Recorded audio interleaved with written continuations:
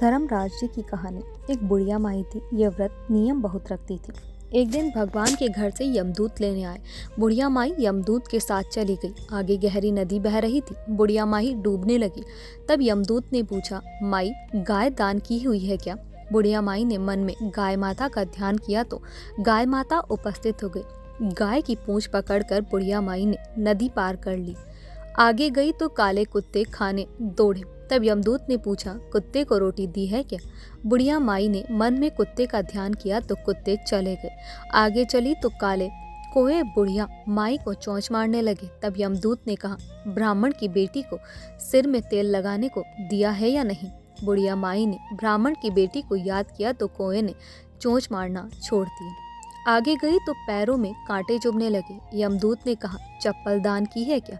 बुढ़िया माई ने याद किया तो चप्पल पैरों में आ गई।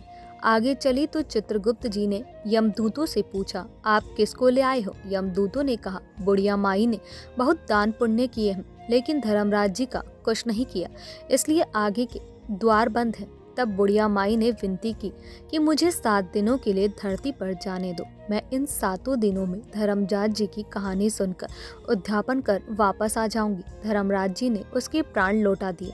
धरती पर बुढ़िया माई के शरीर में जान वापस आ गई। सभी लोग बुढ़िया माई को जीवित देखकर भूतनी भूतनी चिल्लाकर भाग खड़े हुए। बुढ़िया माई अपने घर आई। बेटे बहू से कहा, मैं भूतनी नहीं हूँ, मैं तो धर्मराज के कहे अनुसार वापस आई हूँ। प्रत्येक दिन धर्मराज की कहानी सुनकर उसका अध्यापन करके वापस परलोक चली जाऊंगी।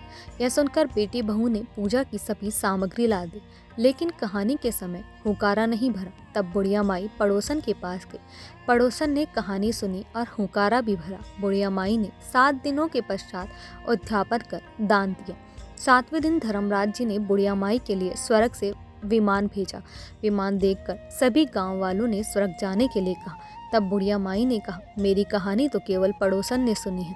यह सुनकर सभी गांव वालों ने बुढ़िया माई के पांव पकड़ लिए और धर्मराज की कहानी सुनाने को कहा। बुढ़िया माई से कहानी सुनने के बाद सभी गांववासी विमान में बैठकर स्वर्ग पहुंच गए। सभी गांववासी को देखकर धर्मराज ने कहा, मैंने तो केवल बुढ़िया माई के लिए विमान भेजा था। बुढ़िया माई ने कहा, मेरी कहानी इन सब ने सुनी है, इसलिए मेरा आधा पुण्य इनको दो और स्वर्ग में वास भी दो। तब धर्मराज जी ने सभी गांववासियों को स्वर्ग में वास दे दिया। सो है धर्मराज जी से जैसे बुढ़िया माई को स्वर्ग दिया, वैसे सबको देना। कहानी सुनने वाले को, कहने वाले को, कहते सुनते हुकारा भरने वाले को भी देना।